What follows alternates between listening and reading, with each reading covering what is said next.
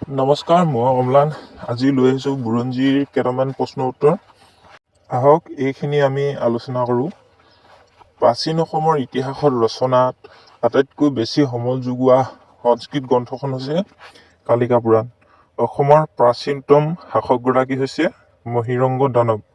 অসমৰ পশ্চিম সীমাত আছে বৰ্তমান বাংলাদেশৰ কৰতোৱা নদী। অসমৰ দক্ষিণ সীমাত আছে বংগোপসাগৰ।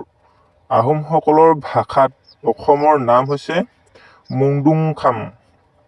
আহোম ৰাজ্যৰ প্ৰতিষ্ঠা কৰিছিল স্বৰ্গদেউ চাওলুং চুকাফাই। আহোমৰ প্ৰথম ৰাজধানী আছিলে চেৰাইদেউ অৰ্থাৎ চৰাইদেউ। আহোমৰ শ্ৰেষ্ঠ ৰজা হৈছে স্বৰ্গদেউ ৰুদ্ৰসিংহ।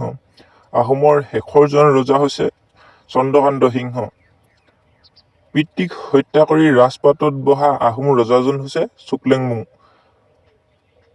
আহোমত প্ৰথমতে বিবাহ হৈছিলে চকলং পথাৰে।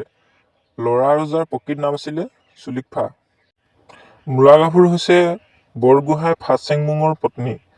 তুৰ্বকৰ আক্ৰমণৰ সময়ত নিজে ঘোঁৰাত উঠি শত্ৰুপক্ষৰ লগত যুদ্ধ কৰি প্ৰাণ ত্যাগ কৰিছিল। শৰাইঘাটৰ যুদ্ধ হৈছিলে 1671 খ্ৰীষ্টত। অলিম্পিকত ভাৰতৰ প্ৰথম অংশগ্ৰহণ কৰা জিমনাষ্টিক খেলুৱৈগৰাকী হ'ল দীপ কৰ্মাকাৰ। বৰ্তমান ভাৰতৰ দীৰ্ঘতম ৰেল ষ্টেচনটোৰ নাম হৈছে খড়গপুৰ, উত্তৰ প্ৰদেশৰ। ভাৰতৰ মহাৰাষ্ট্ৰত প্ৰথম লোকাযুক্ত নিয়োগ কৰা হৈছিল।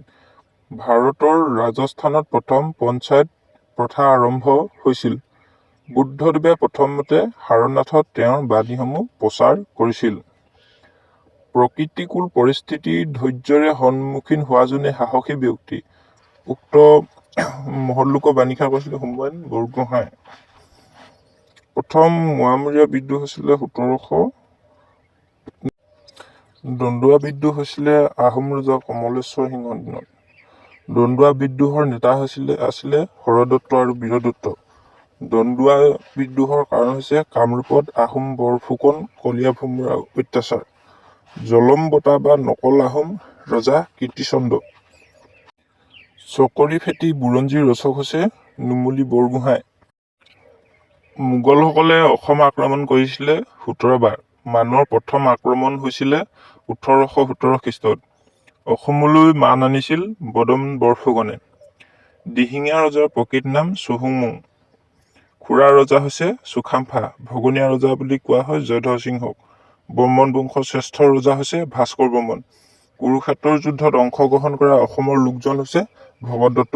কৌৰৱৰ পক্ষৰ হৈ তেওঁ যুঁজ কৰিছিলে। আজিলৈ ইমানখিনিয়ে। পুনৰ লগ পাম নতুন এটা ভিডিঅ'ৰ সৈতে। যদি কিবা ভুল ভ্ৰান্তি হৈছে তাৰ বাবে ক্ষমা কৰিব। ভুল হোৱাটো শুধৰাই দিব।